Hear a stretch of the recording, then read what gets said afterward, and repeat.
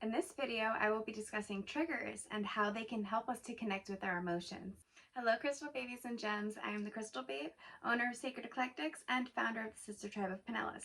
Today, I would like to discuss triggers because there is a big misunderstanding when it comes to triggers in the spiritual community. Often, we are taught early in our awakening that it's not good to become triggered, and that being triggered can cause you to lower your vibration. Well, that's simply just not true. You know, we live in a 3D reality, and what that means is that we are going to experience all types of vibrational energies. So when something or someone upsets us, we've learned to hate being triggered because we've been taught that being triggered will affect our vibration. We've been taught to fear that lower vibrational energy. But the truth is that we live in the 3D. And in this realm, we have duality. So there's no good or bad vibration.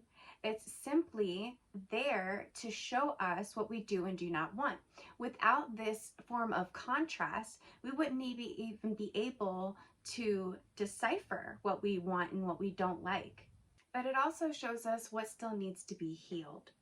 So it helps us, it's kind of like a mirror, this is the mirroring effect within the matrix. It comes up, these triggers come up as an indicator, as a mirror to show you what still needs to be healed. Because without the contrast of low vibrational versus high vibrational energy, we wouldn't be able to define the differences of what we do want and what we don't want. And so there's nothing wrong with lower vibrational energies. It's simply there to teach us what we don't want and to redirect us to a better version of ourselves. Our triggers give us insight to the emotions that have been suppressed and certain experiences that have been suppressed. So it helps us to identify the emotions that still need to be healed. By looking at our triggers as our teacher, we can use this as a tool to identify the things that haven't been healed, the emotions that have been suppressed, and it can help us to heal out of those cycles once and for all. Because when we are being triggered by something, that is the universe's way of holding up a mirror to us and saying, look at this. You need to look at this because there's some emotion lying underneath the surface that hasn't been expressed, hasn't been healed, and therefore it will keep coming up. As an air sign, I have personal experience with suppressing emotions, and I've become quite good at it. And because of that, it caused me to get really triggered early in my awakening. But little did I know in my ignorance that my emotions of those past situations would keep coming up through these triggers.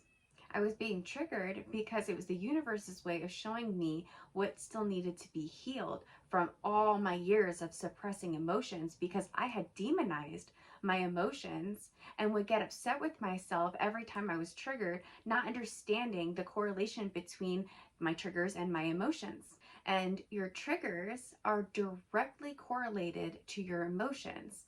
They actually show us the emotions that have been seated and rooted far down, suppressed for a long time. And as we know, these emotions don't actually go away. They just keep getting recycled into new situations that cause new triggers. And that's because we haven't dealt with the root of the issue. By recognizing our triggers, it can help us to connect with our emotions and heal them once and for all. A great example of how our triggers can help us to identify and connect with our emotions is, for instance, take a person that is newly awakening.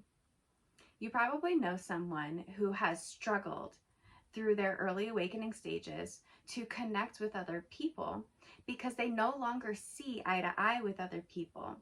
And they tend to push their beliefs on others, and even to the point of getting triggered by others not accepting their newfound beliefs.